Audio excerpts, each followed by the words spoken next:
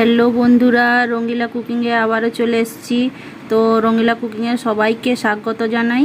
তো আপনারা সবাই কেমন আছেন? আশা করছি সবাই ভালো আছেন, সুস্থ আছেন। তো বন্ধুরা, আজকে একটা রেসিপি নিয়ে এসেছি, যে রেসিপিটা আপনাদেরকে অবশ্যই পছন্দ লাগবে। তো এরকম দুটো কলা দিয়ে আমি আজকে রেসিপিটি বানাবো, আর এক বাটি চাল দিয়ে। তো এখানে এক বাটি চাল খুব ভালোভাবে নিয়ে নিয়েছি, ধুয়ে নিয়ে ভিজিয়ে নিয়েছিলাম। তো একটা মিক্সির জারের মধ্যে এখন দিয়ে দিচ্ছি। তো এইভাবে, আর সাথে দুটো কলা নিয়েছি। তো কলাগুলোকে একটু ছোট ছোট করে কেটে নিচ্ছি। তো এইভাবে করে একটা চাকু দিয়ে খুব সুন্দর করে কেটে নিচ্ছি। তো দুটো কলাকে খুব ভালো করে কেটে নিয়েছি। তো পরিমাণ মতন এখানে দিয়ে দিচ্ছি চিনি। তো চিনিটা আমি 3 চামচের মতো ব্যবহার করেছি। আপনারা মিঠাটা যেমন খেতে পছন্দ করেন সেইভাবেই দেবেন। আর হাফ চামচেরও কম দিয়েছি অল্প একটু নুন। তার সাথে দিয়ে দিলাম পরিমাণ মতো হাফ কাপের মতো জল দিয়ে খুব ভালোভাবে একটা পেস্ট তৈরি করে নিচ্ছি এখন। তো এইখানে একটা পেস্ট তৈরি করে নিয়েছি। তো এইভাবে, তো দেখুন চামচে করে একটা আমি উঠিয়ে দেখাচ্ছি আপনাদেরকে। তো কতটা সুন্দর হয়েছে এখানে। তো একটা জায়গার মধ্যে এখন আমি ব্যাটারটাকে ঢেলে নিচ্ছি। তো এইভাবে করে ঢেলে নিতে হবে। তো ঘনত্বটা অনেকই মোটা আছে আমার। তো এর মধ্যে কিন্তু মিক্সির জারটা ধুয়ে নিয়ে আমি হাফ কাপের মতো আবারও একটু জল দিয়ে দিচ্ছি। তো এখন জল দিয়ে দিলাম।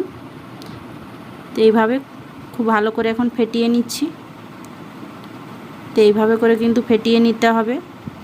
তো এইভাবে ঘনত্বটা রেখেছি আমি, দেখতেই পাচ্ছেন ঘনত্বটা কীরকম আছে। তো খুব সুন্দর করে ফেটিয়ে নিয়েছি। এটা এখন এক সাইডে রেখে নিচ্ছি। তো চলে যাচ্ছি তাওয়ার মধ্যে অল্প একটু 2 চামচের মতো তেল দিয়ে ব্যাটারটা এখন এর মধ্যে দিয়ে দিচ্ছি। তো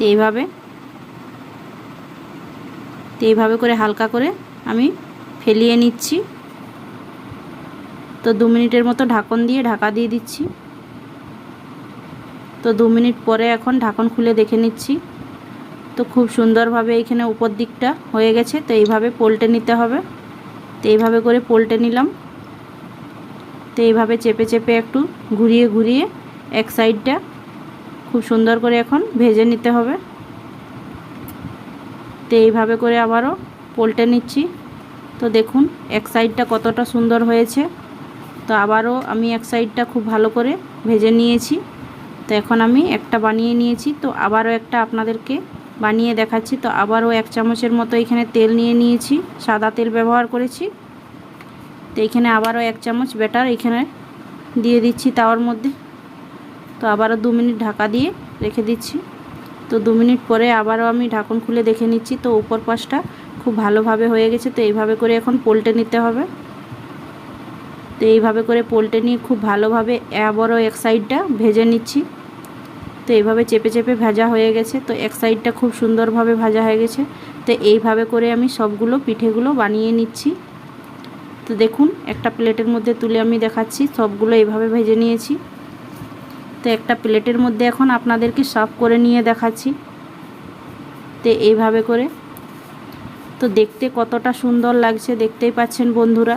তো এইরকম একটি দুটো কলা দিয়ে আর কিছুটা চাল দিয়ে তো এইরকম একটা রেসিপি কিন্তু আপনারা বাড়িতে ঝটপট বানিয়ে ফেলতে পারবেন সকালে ব্রেকফাস্টের জন্য। তো বন্ধুরা, এরকম রেসিপি আপনাদের যদি অবশ্যই পছন্দ লাগছে তো অবশ্যই একটা লাইক করে দেবেন। আর বন্ধুরা দেখুন কতটা নরম বা তুলতুলে হয়েছে।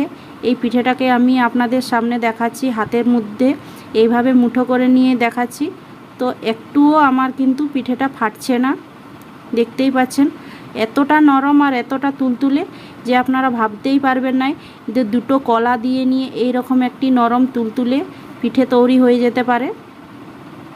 তো বন্ধুরা, আপনাদেরকে এই রেসিপিটি আপনাদের কাছে কেমন লেগেছে অবশ্যই একটি লাইক করে দেবেন, আর বন্ধুদের সাথে অনেক অনেক শেয়ার করে দেবেন। তো এইভাবে করে একটা ছিঁড়ে নিয়ে আপনাদের সামনে দেখাচ্ছি।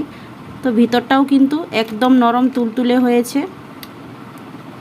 তো এইভাবে, তো কতটা নরম হয়েছে আপনারা দেখে নিশ্চয়ই বুঝতে পারছেন। তো অবশ্যই এই ভিডিওটি আপনাদেরকে ভালো লেগেছে, যদি ভালো লেগে থাকে অনেক অনেক শেয়ার করে দেবেন। আর যারা আমার ফেসবুক পেজ থেকে দেখছেন অবশ্যই আমার চ্যানেলটিকে ফলো করে নেবেন। তো নতুন বন্ধুরা যদি কেউ হয়ে থাকেন তো অবশ্যই আমার চ্যানেলটিকে সাবস্ক্রাইব করে নেবেন নতুন নতুন ভিডিও পাওয়ার জন্য। তো পরবর্তীকালে নতুন একটি ভিডিও নিয়ে এসে যাব। টাটা।